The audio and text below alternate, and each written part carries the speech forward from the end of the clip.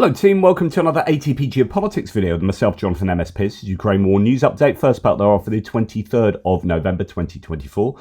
Let's start where we normally do, the Ukrainian General Staff figures for the Russian losses for the day before. All the usual caveats apply. You can find them in the description to the video below.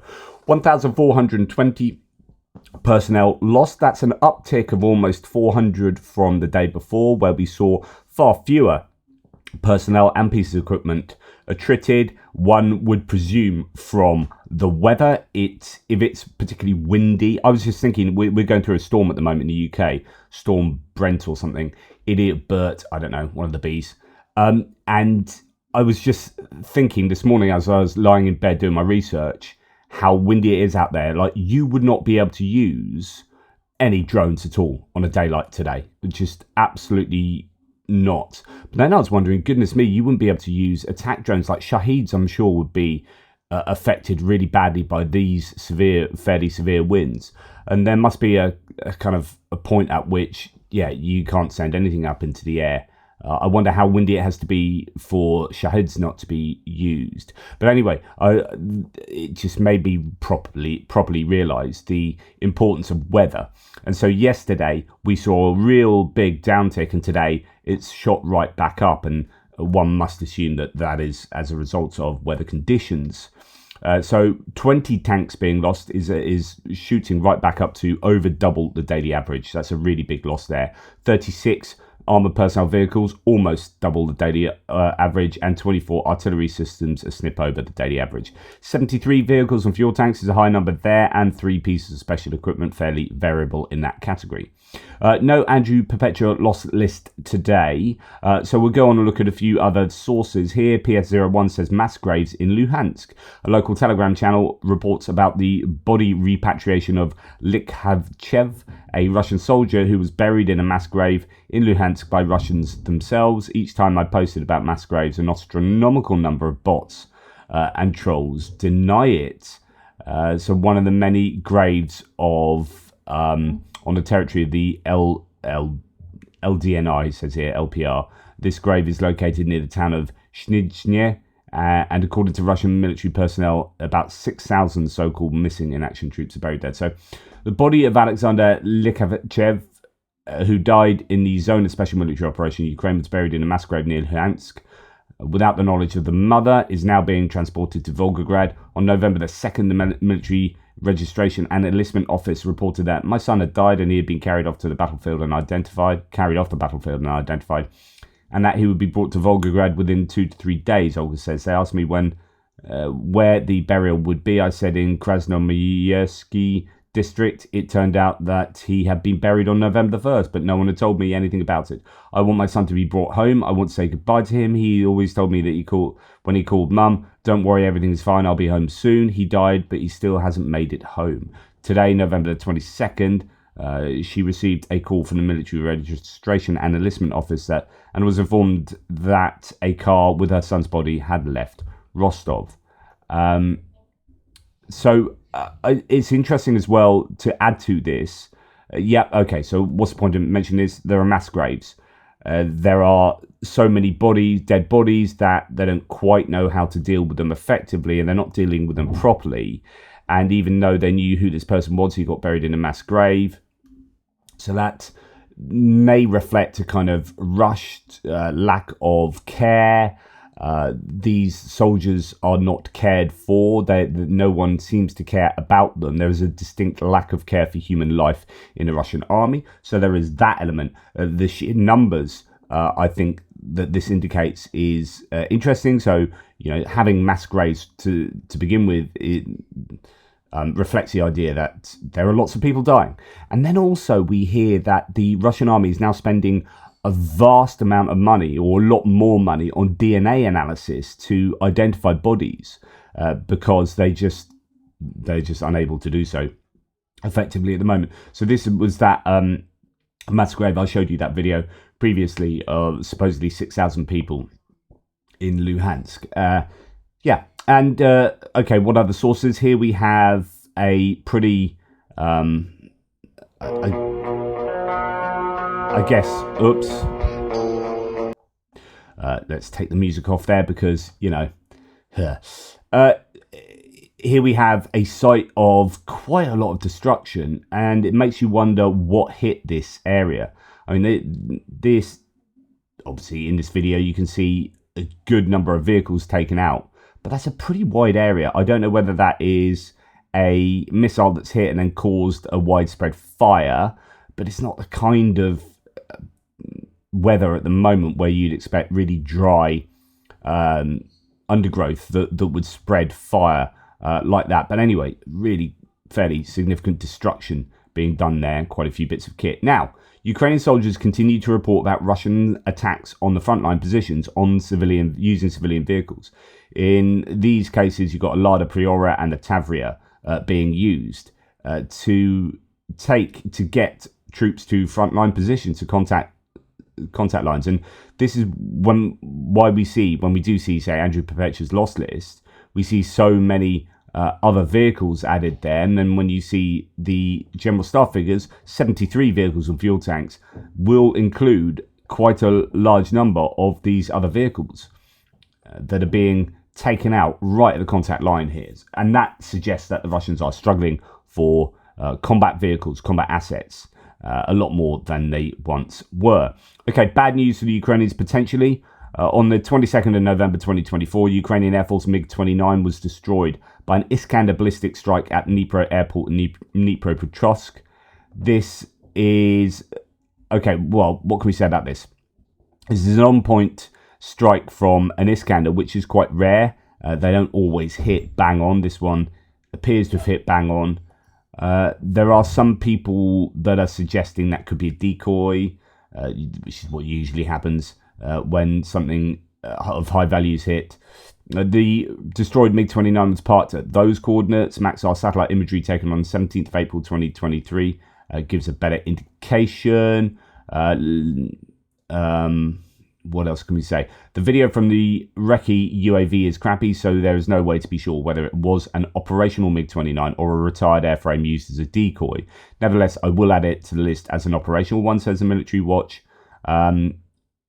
So yeah, +1 on the list there. Never saw a more precise Iskander strike, directly point on point, and Iskander was destroyed by a mock-up of the plane.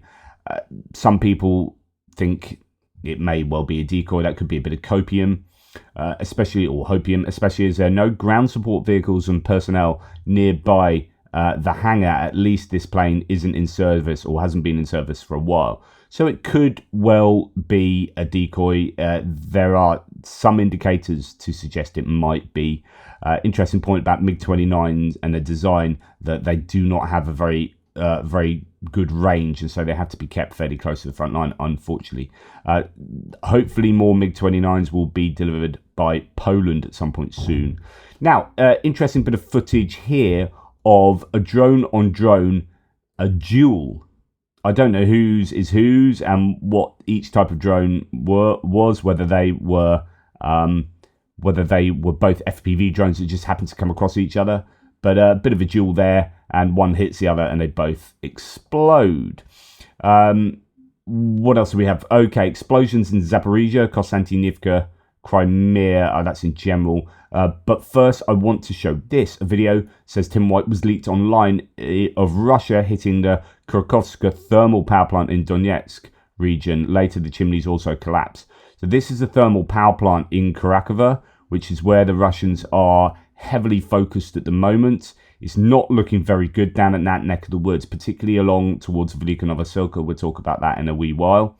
Here we have a thermal power plant being absolutely taken out. This is what liberation looks like. Yeah, absolutely terrible there. And that could be that the Ukrainians were using that as a defensive emplacement. And so hitting that with major ordnance could well have taken out a lot of Ukrainian soldiers. I don't know. Just a little point about the weather at the moment. Here's a vehicle coming from the Kursk region. So that's inside Russia. You can see that there is rather a lot of mud, although luckily there it's not like crazy deep mud. That seems to be a fairly okay road there. But there are other places where the mud will be very, very deep and you wouldn't be able to drive at all. and that will affect how much activity is taking place on the front lines. Now, yesterday I didn't show you one of these infographics. It usually comes out every day, and then this one came out 22nd in the middle of the day, 5:30 in the afternoon, which is kind of bizarre. So it looks like, and this might well be due to wind, it might be that the attack drones couldn't be fired at night because of heavy winds and had to wait to the daytime. I don't know. But anyway, this came out much later. From Orel region, Russian Federation, militants of the Russian terrorist state launched 114 Iranian Shahed strike drones to attack Ukraine, says Michael McKay. As of 5:30 today, Ukrainian defenders have shot down 64 of them. Another 41 lost their targets due to electronic warfare. So that's 105 out of 114. That leaves 9 more. I don't know if any of those were redirected towards Belarus or back into Russia. Nonetheless, that's potentially quite a few drones getting through. Interesting that they were mainly flown during the daytime yesterday. I have no stats for last night, which indicates that there probably was very little activity in the skies last night from the Russians. The question is whether that is due to weather or other variables at play. Now, the Russians report last night that the Ukrainian armed forces struck the seaport of Berdyansk down on the Azov Sea. And now, the regional collaborator leader stated that a guided missile was used, so probably a Storm Shadow or Scalp G. I guess it could be an ATACMS. Allegedly, the attack caused the fire, but did not affect the port's operations. There were no casualties or injuries, according to the Russians. And there is a very grainy picture of something that's slightly red. That is an explosion in Berdyansk. What to do, but good news to see Berdyansk back on the agenda and important, one presumes important targets being, or important objectives being targeted again. We then hear of the power station in Novichokask in the Rostov region in Russia on fire. Firefighters being on the site. It was unclear what caused the explosion.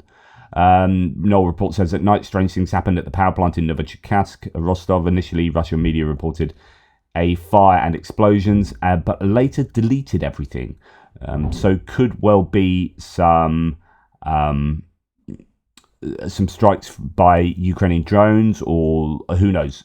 But a power station not in, or potentially in a spot of bother there in the Rostov region of Russia.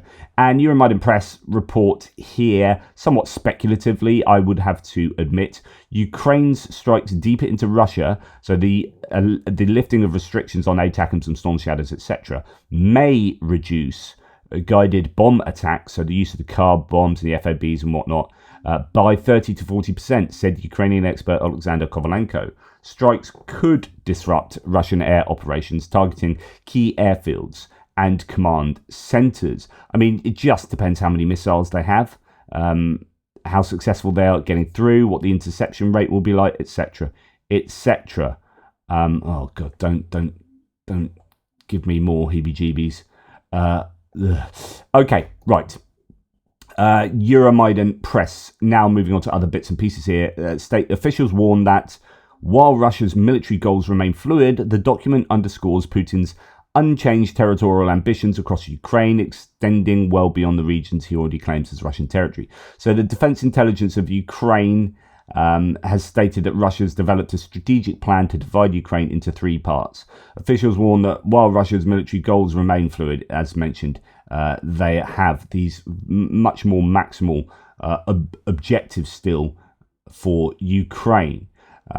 So the revelation of Russia's classified military planning document provides crucial insight into the Kremlin's long-term strategic ambitions in Ukraine and globally through to 2045. Most alarmingly, if this is a legitimate document developed by the Russian state, it would confirm Russia's continued goal of fully occupying Ukraine and dividing it into 3 parts. As reported by the intelligence agency, this document was prepared by the MOD and the General Staff of the Russian Armed Forces around December 2023. The document forms a basis of prospective defence planning for a certain period of time, a minimum of 10 years. In particular, the document was developed for the period of 2026 to 2035, with a perspective up to 2045.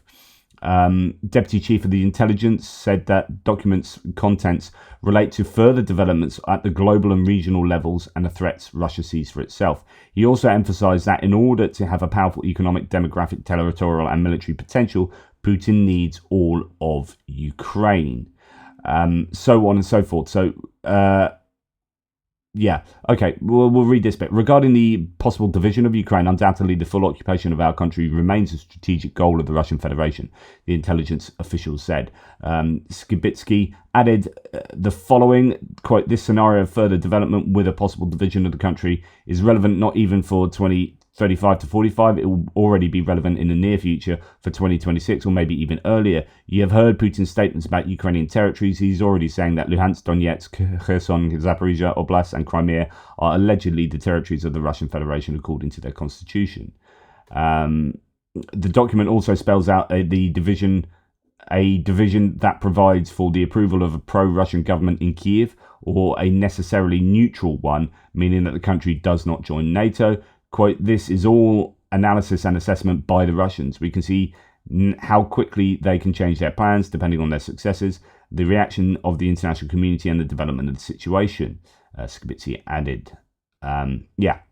Now, going on to what's going on the front line just a little bit. Velika Novosilka, which is down in this neck of the woods. So you've got the corner down here. Well, this corner used to go like that. That's all been filled in, and Velika Novosilka is in an awful lot of trouble from the east, as I explained in my last frontline update. Well, the news coming from Velika Novosilka, says Andrew Perpetua, is some of the worst news we've heard in the war. There is no way to sugarcoat it. The area has reached extreme crisis and needs immediate intervention. In short, Velika Novosilka is the anchor of the southern defensive line, the line that runs from the Dnipro River to the east towards Donetsk and the Zaporizhia line. The west to east defensive line effectively ends in Velika Novosilka. Note, my map hasn't updated for the changes today, the one he's shown there. Velika Novosilka itself should have very good defences, but the defences are meant to stop attacks from the south, not the north and the east. And that is the problem there. Goodness. As you can see in my map yesterday, Russia is encroaching on the area. Today, they are much closer. Losing the town of Velika Novosilka will not in itself be that much of a disaster in the grand scheme of things. It's just one town. It's the fact that Russia is attacking the defensive line from the flank parallel to the defence, which is a true disaster. The strength of these defences and the difficulty of attacking this ground allowed Ukraine to underman these areas to shift forces to other areas. That's over. Now you need to begin sacrificing other areas to defend here. Russia cannot, under any circumstance, be allowed to advance here. As of now, I have a limited knowledge of how many forces are available here, so take it with a grain of salt. The Ukrainians appear to be heavily outnumbered while being flanked. It is extremely suboptimal, to put it nicely. Yeah, it's not looking good in that whole area, really, of the front line at all for the Ukrainians. Not at all. A Ukrainian General Staff source reports that Ukraine controls 800 square kilometers of the Kursk operational zone. So Tendai yesterday reckoned it was 690 square kilometers, so a bit more generous from the Ukrainian's own analyses. Down from the 1,300 at the peak. For 4 months, Russia has failed to reclaim the area, suffering heavy losses and deploying North Korean troops in a desperate attempt to clear it. So you've got those two things going on still. You've got the Ukrainians holding on to Kursk desperately and succeeding somewhat there in keeping the Russians at bay, but not succeeding down in the south, keeping them at bay. It's going to be interesting to see where say, the Anne of Kiev, French-trained whole unit is going to, that's 4,500 people, 2,500 combat personnel, I think, where they are going to be placed, because you could argue they are quite desperately needed down in that southeastern corner. Now, breaking news coming from Agence France-Presse that North Korean troops have massed in Russia to enter Ukraine war soon, according to the Pentagon chief. So although there are some claims about some North Koreans being casualties so far, haven't really been involved in any massive way, but Pentagon now saying that's soon going to be the case. North Korean troops have been spotted in Ukraine, advisors in Mariupol and units confirmed in Kharkiv via radio intercepts. So possibly already in Kharkiv and Mariupol.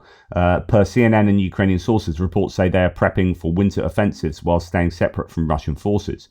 Wow. Again, this is not good. So this goes back to me claiming pretty much that the North Korean troops are game changers, absolute game changers.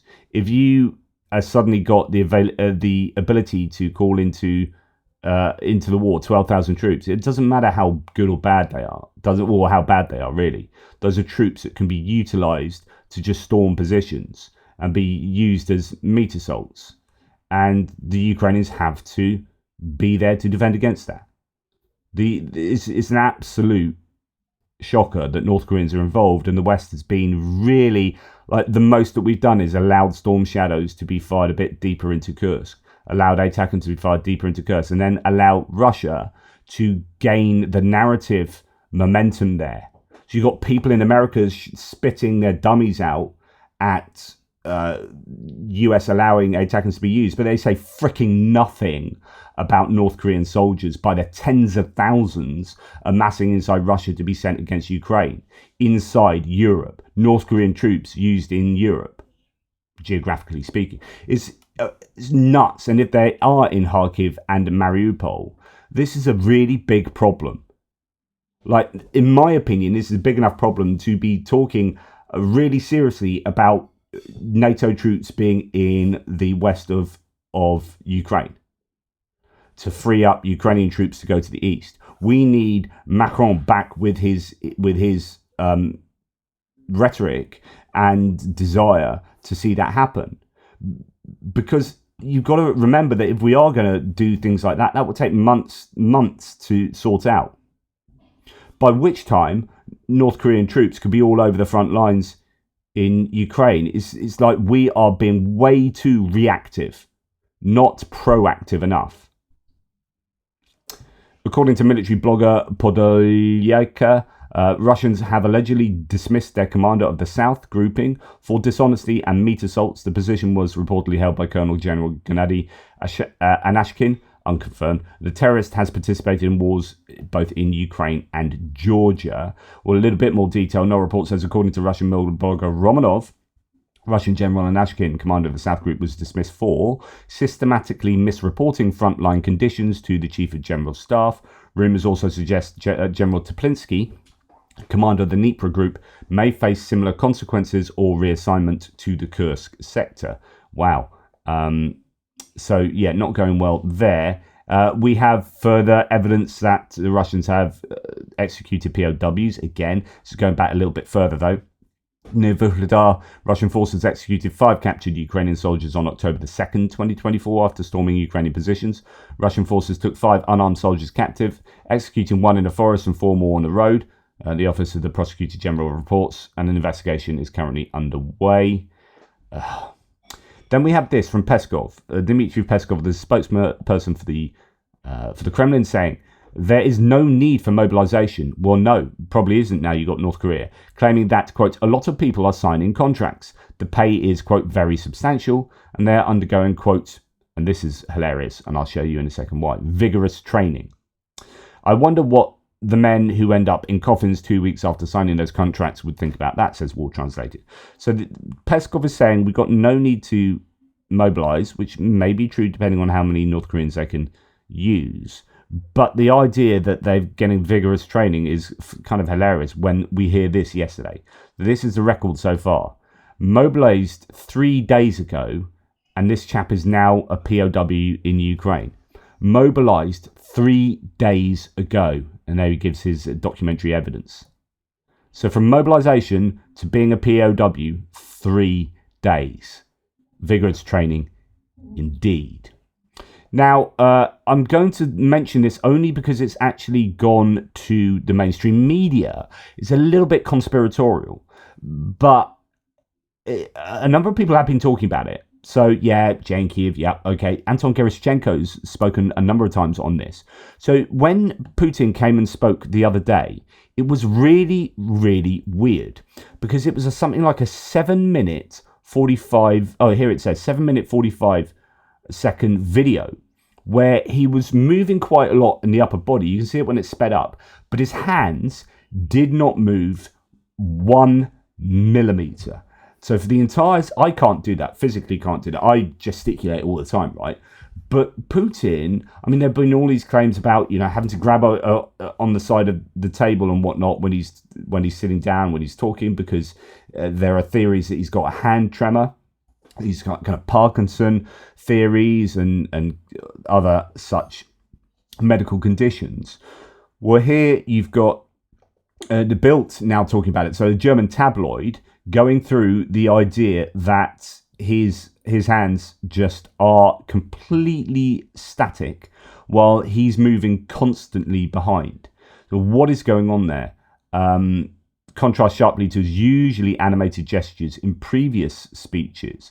So people wondering whether AI is involved, people wondering just what's going on with their arms and hands. Anyway, I just thought I don't know. I didn't speak about that yesterday because I was like, nah, I'm not too sure. But, it is being discussed. So there you go. Right, on to a bit of Russian economy. So Anton Gerashchenko says activity on Russia's only construction yard for liquefied natural gas modules has slumped due to Western sanctions, according to Bloomberg. Congratulations to the great geostrategist Putin. Novatek PGS sees Belokamenka facility on the Barents Sea, dubbed, quote, the plant to make LNG plants, appears largely mothballed. Satellite data from late October and early November showed the site's nighttime light intensity at its lowest since 2019, according to the Payne Institute's Earth Observation Group. The site was intended to become a unique hub for the domestic assembly of so-called LNG trains. However, after constructing 2 trains for Arctic LNG 2, Russia's latest export facility, there's no activity and indicating further expansion. The reason is the sanctions imposed by the West on Novatek and all its future LNG projects, including production plants, transshipment plants, and tankers. According to Laura Page, a natural gas and LNG analyst at research firm Kepler, the lack of activity in the facility indicates a delay in the implementation of future LNG projects that were, quote, deemed critical for Russia to achieve its goal of achieving 100 million tons a year of LNG export capacity by 2030. So way behind where they need to be, and construction not looking good in terms of LNG infrastructure. Then we have further Russian ruble collapse as it goes. It was all the worry was about getting to 100. The USD to ruble exchange rate there. Now it's gone to 104.35 pretty much. It seems to be free falling a little bit. Well, it did recover a tiny bit, but yeah, then it's not looking good at the moment. So the ruble really in trouble. Then we have from this person, Triceratops on Blue Sky, saying Russian bonds, and thank you for tagging me, Russian bonds are ducked, so to speak. Look at the yield curve. It is inverted like a ski slope. Compare that to just 6 months ago when it still didn't look pretty, but it wasn't screaming crisis onto you. For those who don't know why the Russian Federation is cooked because of this, so he goes into quoting here Investopedia. As illustrated above, a yield curve inverts when long-term interest rates drop below short-term rates, indicating that investors are moving money away from short-term bonds and into long-term ones. This suggests that the market as a whole is becoming more pessimistic about the economic prospects for the near future. In other words, expecting to get repaid, this is how I understand it, repaid on your bonds in the near term. It's looking rather dodgy. Let's just talk about bonds for a second. So national debt and government bonds, what you need to know, this is Investopedia. The United States government often spends more money than it takes in through taxes. When this happens, government spending is financed through other sources of revenue, including debt. So you can't get your money from taxes. You need to get your spending's too much, or you get it from somewhere else. One of the ways governments raise more money is by issuing bonds, which are a form of government debt. The US Department of the Treasury manages the US government's expenditures and its revenue-raising functions. So let's think about national debt and bonds. We're going to go down to here. So the US government debt is sold in the form of securities to to both domestic and foreign investors, as well as corporations and other governments. US securities issued treasury bills, T-bills, notes and bonds, as well as US savings bonds. There are both short and long-term investment options. Short-term T-bills are offered regularly, as well as quarterly notes and bonds. So notes, I think, are 1 to 10 years, and anything over 10 years is seen more probably as a bond, but they're all kind of forms of bonds, I guess. When a debt instrument matures, the Treasury can pay the cash owed, including interest, and reduce its total debt by the amount of the repayment, or it can issue new securities, thereby maintaining a corresponding amount of debt. And these are considered fairly safe investments. A bond is a fixed income instrument and investment product where individuals lend money to a government or company at a certain interest rate for an amount of time. The entity repays individuals with interest in addition to the original face value of the bond. Bonds are used by companies, municipalities, states, etc., etc. Now, it's inversely correlated with interest rates. So when interest rates go up, bond prices fall, and vice versa. So that's worth knowing as well. Anyway. So those are bonds. Just a quick look at bonds there. So here we have this situation where you've got an inversion on the yield against maturity. Such an inversion has served as a relatively reliable recession indicator in the modern era because yield curve inversions are relatively rare, yet have often preceded recessions. They typically draw heavy scrutiny from financial market participants. So the point here is that Russia's looking very much like it's in or just about to enter a recession. And the bond yields are going parabolic, says your source here. So Russian bonds, they're going pretty much upwards. When yields go up, the price of the bond goes down. That is really, really bad. Why? Because bonds are used as collateral. This will break the banking sector. I don't know where to begin explaining how bad this is. Now, I'm very not knowledgeable on bonds and whatnot, but I take it that it's not looking good, right? So the same guy says, inflation in the Russian Federation is not 9%, as the trusty and never lying Kremlin says, but everyone just quotes the BS number. Residential property in June, 19% year on year. Dairy, chocolate, beer up to 40% increase in the next month. Article from July, so this has already happened. Potatoes up 73%, butter 30%, cheap vegetables up 20% from the beginning of the year. Beef almost tripled year on year. 72-year-old Tatiana from Kirov saw her expenses on food grow by a third. That's 33%, but really more considering she stopped buying expensive items. Rents are going insane, up 61% increase in just the last 3 months. 40% increase in Moscow and St. Petersburg. In Moscow, one-bedroom apartment rent now costs an average monthly income.